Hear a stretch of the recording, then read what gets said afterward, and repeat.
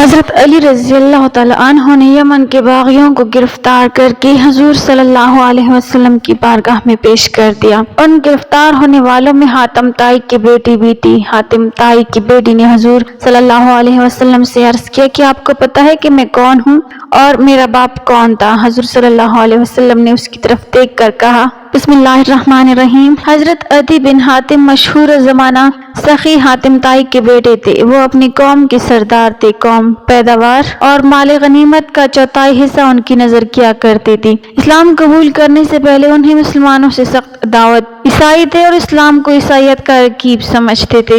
سردار ہونے کی وجہ سے حضور نبی کریم صلی اللہ علیہ وسلم کا اقتدار ان کی آنکھوں میں کٹکتا تھا۔ ان کی سازش سے یمن کے قبیلے تہ نے بغاوت کی۔ حضرت علی رضی اللہ تعالیٰ عنہ ان دنوں یمن کے گورنر تھے۔ انہوں نے اس بغاوت کو ختم کیا اور بغاوت کرنے والوں کو گرفتار کر کے مدینے بھیج دیا۔ ان میں عدی کی بہن صفانہ بنت حاتم بھی تھی۔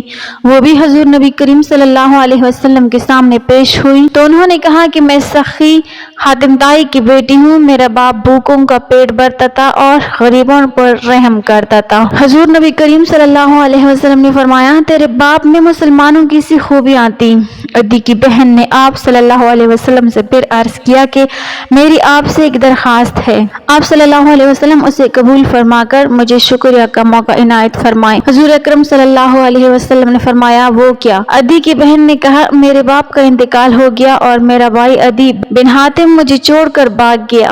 آپ مجھ پر احسان فرمائیں، یعنی آزاد کر دیں۔ اللہ تعالیٰ آپ پر احسان فرمائے گا۔ میرا بھائی آپ کی فوج سے خوفزدہ ہو کر شام کے علاقے میں بھاگ گیا ہے۔ آپ مجھے اجازت دیں کہ میں اسے لے آؤں اور آپ صلی اللہ علیہ وسلم اس کے لیے ایک امان نامہ لکھ دیجیے۔ یہ سن کر حضور صلی اللہ علیہ وسلم سے چپکے سے چلے گئے اور کچھ جواب نہیں دیا۔ دوسرے روز پھر آپ صلی اللہ علیہ وسلم وہاں سے گزر ہوا تو پھر اس نے وہی درخواست دہرائی۔ آپ صلی اللہ علیہ وسلم نے فرمایا، تم جلدی کیوں کرتی ہو؟ جب تمہارے علاقے سے کوئی آئے گا جس پر تمہیں اعتماد ہو، اس کے ساتھ چلی جانا۔ چنانچہ چند روز بعد ان کے رشتہ داروں میں سے چند افراد آئے۔ عدی کی بہن کہتی ہیں کہ میں نے حضور نبی اکرم صلی اللہ علیہ وسلم سے عرض کیا کہ میرے رشتہ داروں میں سے ایسے لوگ آ گئے ہیں جن پر مجھے اعتماد ہے۔ یہ سن کر آپ صلی اللہ علیہ وسلم نے میرے لیے کپڑے کے جوڑے بھیج دیے اور زادراہ اور سواری مہیا فرمائی۔ میں اپنے قرابت داروں کے ساتھ بھائی کے پاس پہنچ گئی۔ عدی فرماتے ہیں کہ میں اپنے بال بچوں میں بیٹھا ہوا تھا کہ دور سے مجھے چند سواریاں نظر آئیں۔ دیکھتا کیا ہوں کہ میری بہن آ رہی ہے۔ وہ ابھی سواری سے اتری بھی نہ تھی کہ مجھے برا بھلا کہنا شروع کیا کہ تو بڑا ظالم ہے، قاطع رحم ہے، اپنے بال بچوں کو اٹھا کر لے گیا اور بہن کو یہاں چھوڑ گیا۔ چونکہ باتیں سچ تھی اور میرے پاس کوئی عذر بھی نہ تھا، میں بہت شرمندہ ہوا۔ میں نے کہا مجھے معاف کر دیں۔ پھر میں نے اپنی بہن سے رسول اللہ صلی اللہ علیہ وسلم کے متعلق پوچھا۔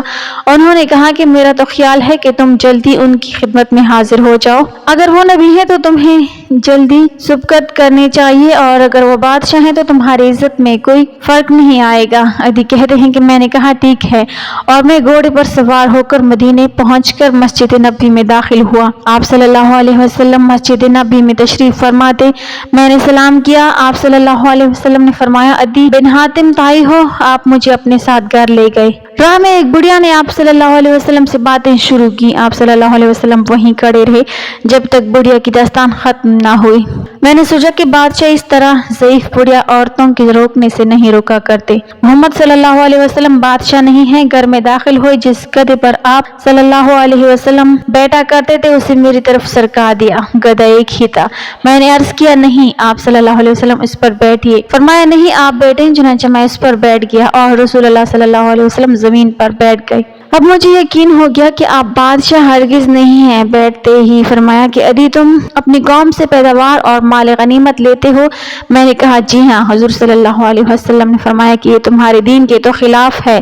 عدی نے کہا بے شک۔ اب میں نے دل میں سوچا کہ ہو نہ ہو یہ نبی ہیں۔ پھر آپ صلی اللہ علیہ وسلم نے فرمایا، اے عدی تمہیں یہ امر مانے ہوا کہ مسلمان نہایت مفلس اور غریب ہیں۔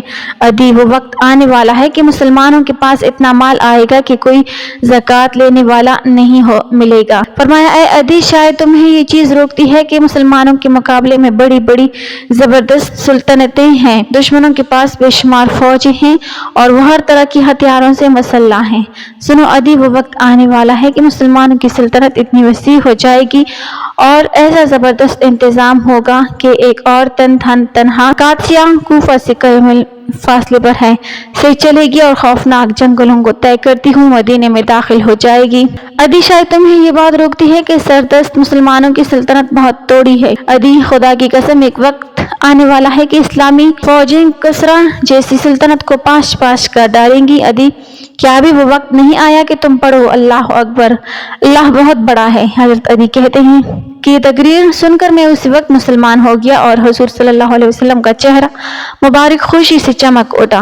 حضرت علی رضی اللہ تعالیٰ عنہ فتنہ ارتداد کے زمانے میں ثابت قدم رہے اور اپنے قبیلے کو بھی اس فتنے سے روک کے رکھا۔ وہ حضرت علی رضی اللہ تعالیٰ عنہ کے دور خلافت میں حضرت علی کرم اللہ وجہہ الکریم کے جانثار ساتھیوں میں سے تھے۔ حضرت علی رضی اللہ تعالیٰ عنہ نے طویل عمر پائی۔ آپ اکثر فرمایا کرتے تھے کہ 2 نشانیاں تو پوری ہو چکی ہیں، تیسری ابھی باقی ہے، خدا کی قسم وہ بھی پوری ہو کر ہی رہے گی۔ پہلی نشانی میں نے بچشم خود دیکھا کہ ایک عورت تنہا اپنی سواری پر قادسیہ سے چلی اور بلا خوف و خطر سفر کرتی ہوئی مدینہ منورہ تک پہنچ گئی اور رہی۔ رسول اللہ صلی اللہ علیہ وسلم کی دوسری نشانی تمہیں اس لشکر میں بذات خود موجود تھا جس نے کسریٰ کے خزانوں کو اپنے قبضے میں لیا، اور میں خلفیہ طور پر کہتا ہوں حضور کی تیسری نشانی بھی یقیناً پوری ہو کر رہے گی۔ اللہ تبارک و تعالیٰ نے اپنے پیارے نبی صلی اللہ علیہ وسلم کی پیش گوئیوں کو سچا کر دیا، اور تیسری نشانی حضرت عمر بن عبدالعزیز رحمۃ اللہ علیہ کے دور خلافت میں پوری ہوئی، جب مسلمانوں کے پاس مال و دولت کی اس قدر فراوانی ہو گئی تھی کہ زکوٰۃ لینے والا کوئی محتاج و مفلس نہیں ملتا تھا۔